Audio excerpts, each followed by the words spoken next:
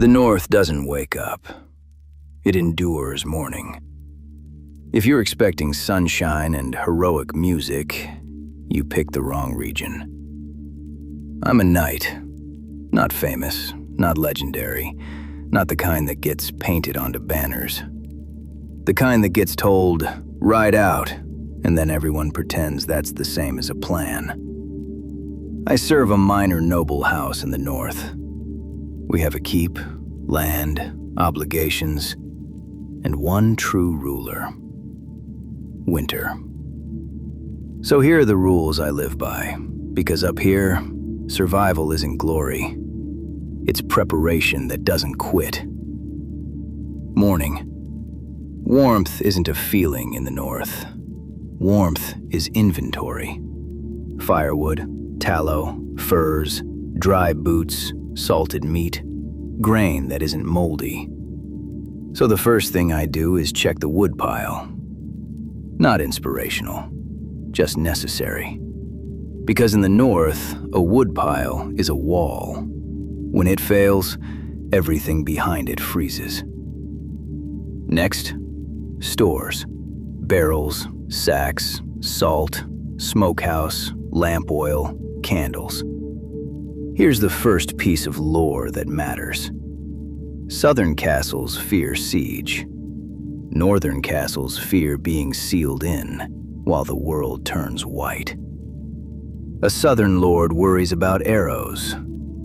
A northern lord worries about running out of food in month 9 of a winter that lasts 2 years. Breakfast. Oats, hard bread, smoked fish if the river's been generous. Small beer if you're lucky. Water is for people who want to meet their gods early. And yes, we have gods. Many in the North still keep the old gods. Not because it's fashionable. Because the trees are older than your house, and the cold makes people respectful. I don't argue about faith. I show respect in the right places. I keep my mouth shut in sacred ones. Because survival rule number 1 up here: don't insult what people use to stay sane. After breakfast, the yard. Training. Not dueling, not fancy sword work. In the North, you train for mud, ice, heavy clothes, and men who swing axes like they're chopping wood. A clean duel is a southern luxury. Up here, fights are practical and ugly, like the weather. Shield drills, spears, short, brutal bursts. Ambushes don't last long. They last hard. Then I check the horses. A northern horse isn't a parade animal. It's a furnace with legs. Hooves for cracks, tack for stiffness, feed for quality. In deep cold, leather becomes betrayal, metal becomes pain, and a lame horse becomes a slow death sentence. Now I ride patrol. Not because I expect an army, because the North kills you with smaller things. A bridge washed out, a roof collapsed under snow, a wolf pack pushed closer by hunger, raiders using distance like camouflage. Second lore rule: distance is a weapon in the North. It turns help into a rumor. So I ride often. And I ride early. Waiting is how you become a memorial, a village. There's always something. A boundary stone moved, a theft blamed on a neighbor, a debt nobody can repay because the harvest failed. Here's the truth for anyone wearing a sword in this region. Justice isn't abstract here. It's personal. People don't trust distant courts. They trust presence and consequences. So I do this carefully. I ask for witnesses. I ask who saw what. I ask what can actually be proven. And I avoid creating blood feuds over goats, Because in the North, a blood feud doesn't cool off. It hibernates. Back to the keep, and I count. You can tell what a place fears by what it counts. Southerners count coin. Northerners count provisions. Arrows, salt, grain, firewood days, lamp oil nights. Because when winter bites hard, the question isn't who is brave. It's who is prepared. The hall. Politics, northern style. Less perfume, more silence. Banners still matter. Alliances still matter. Pride still kills. But the social rules are sharper. You don't boast unless you can pay the cost. You don't threaten unless you'll follow through. You don't promise help unless you can actually arrive. Then a traveler arrives. That's when the North gets dangerous. Roads here don't bring tourists. They bring news. They bring hunger. They bring trouble.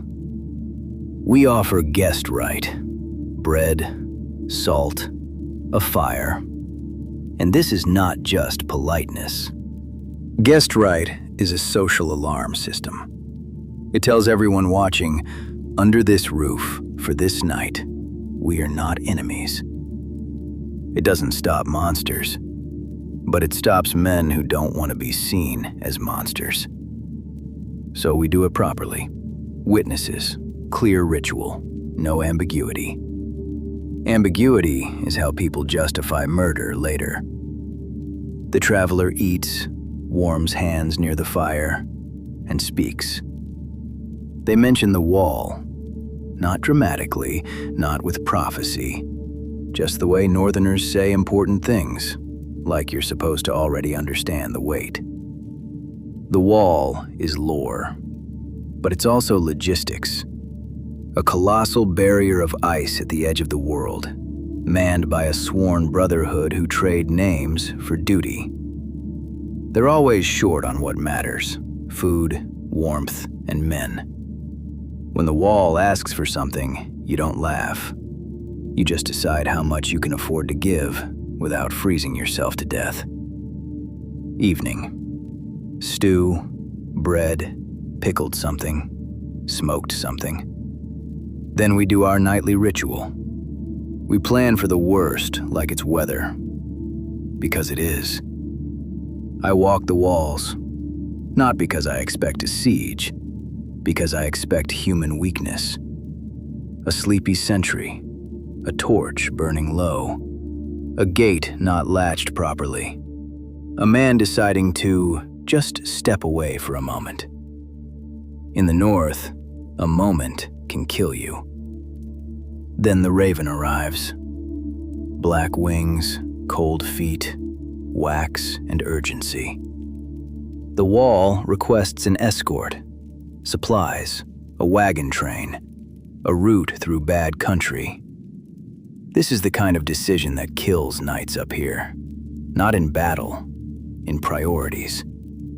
If we send too much, our keep risks hunger. If we refuse, the wall weakens. And if the wall weakens, the North gets colder in ways that don't come from weather. So I don't answer emotionally. Emotion is expensive here. I answer like a survivor.